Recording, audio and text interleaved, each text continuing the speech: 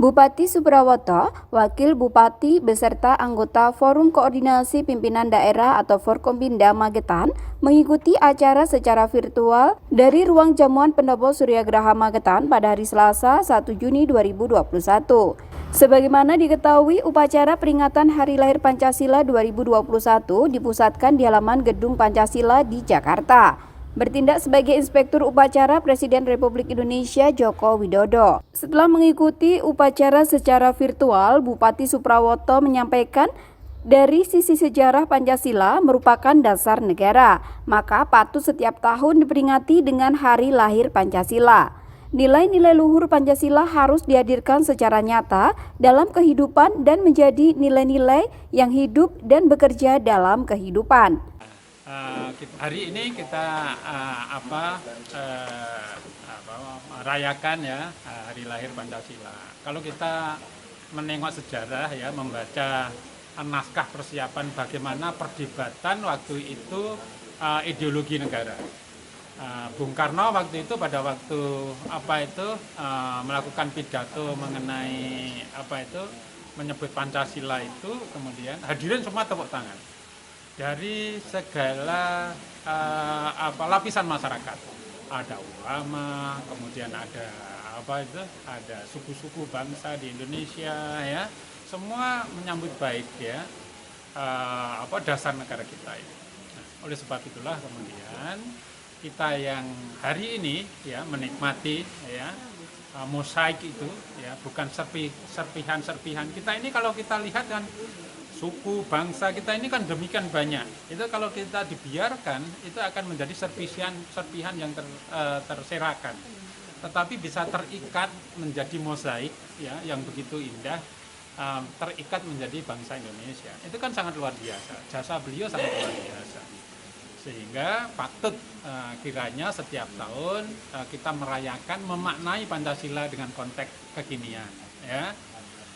Saat ini kita diuji ya bagaimana kemudian tadi pidatonya Pak Presiden transideologi ya menyerang kita misalkan. Oleh sebab itu benteng ya ideologi kita ini menjadi sangat penting untuk dimaknai kembali. Bahwa kita sebagai bangsa yang berdiri sekarang ini merupakan sebuah perjuangan dari pendahulu-pendahulu kita dan kristalisasi dari nilai-nilai yang ada di Indonesia ini kemudian dirumuskan menjadi Pancasila oleh founding fathers.